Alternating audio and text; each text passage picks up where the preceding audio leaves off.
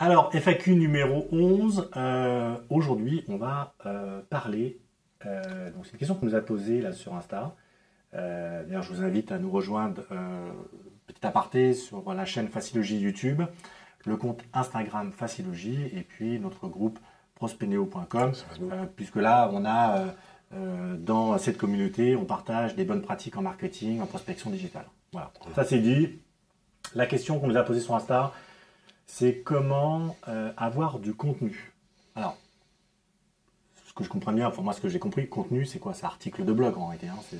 Oui, c'est ça. En fait, la question que beaucoup d'agents nous posent, c'est OK, c'est bien le marketing, mais faut que je me transforme en écrivain.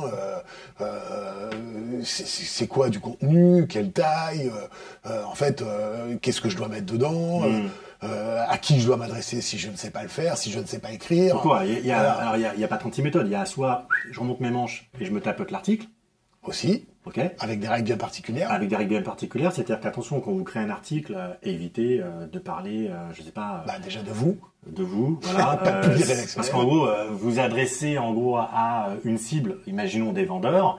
Donc c'est vrai que vous allez éviter de parler de vous, éviter peut-être de parler du primeur qui vient de s'installer à 2 pas de chez vous, ou de la pluie du beau temps qu'il fait dans votre ville. Ça, c'est le premier point. C'est ça. Donc il faut, encore une fois, penser systématiquement que vous n'écrivez pas pour vous, vous écrivez pour votre cible. Et votre cible, elle a des points de blocage, des problématiques auxquelles il faut répondre, auxquelles vous pouvez répondre sur un article. C'est ça. Pas trop long, la taille, faites attention. Ouais. L'article doit être facile à lire. Les temps, 600, 800 mots. C'est ça, en nombre de mots, bien sûr. Mais voilà, ça veut être très court à lire, ça doit pas être, il n'y a pas de redondance, pas de choses assez lourdes. Voilà, on doit vraiment répondre à une problématique posée. Ok, donc première chose, tu te le tapotes ton article, hein. Tu le fais entre tes visites, tes comptes rendus propriétaires, les annonces, les fiches vitrines, bref, ça fait une bonne petite journée, bon courage. Mais voilà, en tout cas, voilà, la première méthode, c'est de se les tapoter directement, tout simplement. Voilà. On peut aussi, à travers, quand on est en agence ou même en réseau, faire tourner. Enfin, je veux dire, on n'est pas obligé de... Ok, deuxième méthode, on passe par un prestataire dont c'est le métier. C'est plus simple. Alors, on a eu nous-mêmes quelques déconvenus. Faut faire attention parce que c'est super important de prendre un prestataire déjà qui ne fasse pas de faute d'orthographe, faute de syntaxe. C'est vrai que nous, on l'a connu, hein, donc on a vite arrêté. On s'est organisé avec des équipes de rédac qui sont vraiment pros. Donc ça, prestataire, voilà. Et puis... L'avantage du prestataire, c'est que déjà, vous restez quand même acteur parce que vous définissez avec lui les lignes éditoriales entre guillemets, donc quel type d'article, quel contenu. Le gros avantage, c'est que vous allez pouvoir le stocker. Donc stocker les articles, ça veut dire que vous allez prendre de l'avance parce que ça c'est super important. Il faut avoir de régularité lorsque vous. Voilà, c'est ça. Je pense que si vous faites quelque chose, vous allez jusqu'au bout, quoi. Ah, ça, surtout pas arrêter, ça pourrait être, on en voit beaucoup des articles ou des blogs avec un article à la date février 2019. Ah ouais, vaut mieux rien faire, ça c'est clair. Ouais. Après, le problème, c'est qu'il y a un effet inverse. Étant donné que l'article n'est pas frais, Google va vous dégrader automatiquement. Alors moi, je pensais plus à